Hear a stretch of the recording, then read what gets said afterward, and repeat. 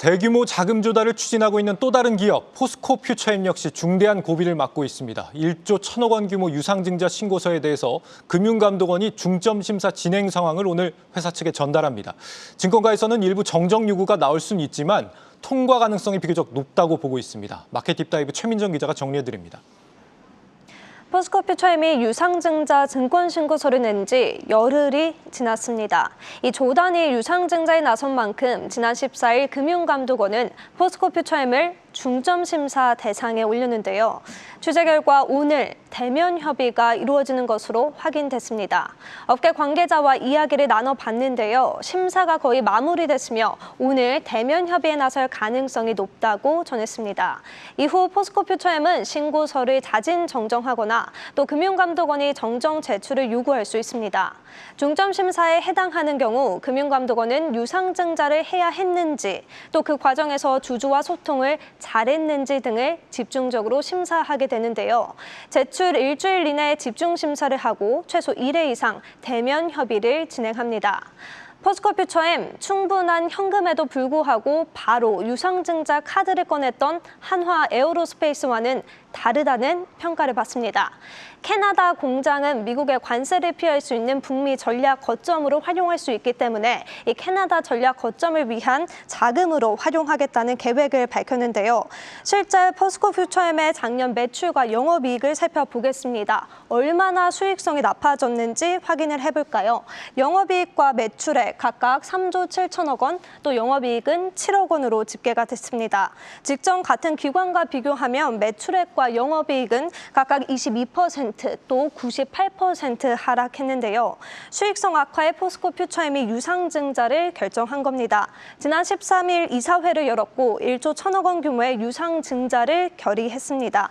주식수는 1,148만 3천 주고요. 할인율은 20.2%의 할인율을 적용돼서 95,800원의 신주가액이 결정됐습니다.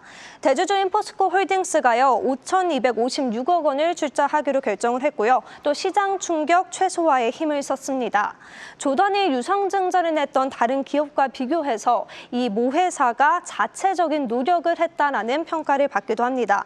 자금은 미국 제너럴 모터스와 함께 짓고 있는 이 캐나다 공장에 사용될 예정이고요. 국내 포항과 광양 증설에도 투입될 예정입니다.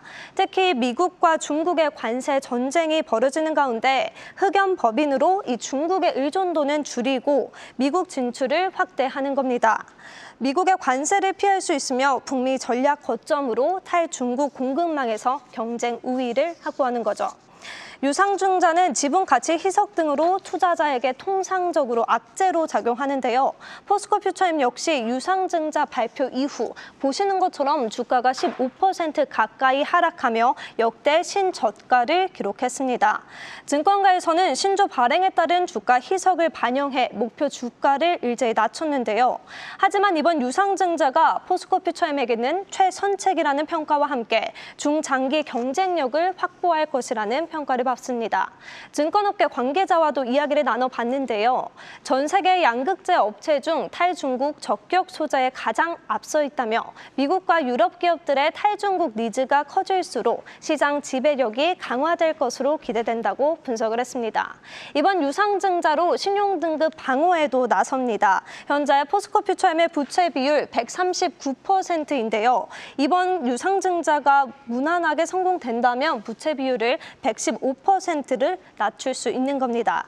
현재 포스코퓨처엠의 회사채 신용 등급이 AA-를 맞는 만큼 부채가 추가로 늘어나면 이 신용 등급에 부정적인 영향을 미칠 가능성이 높은 만큼 유상증자를 통해서 신용 등급 방어에도 나선 겁니다.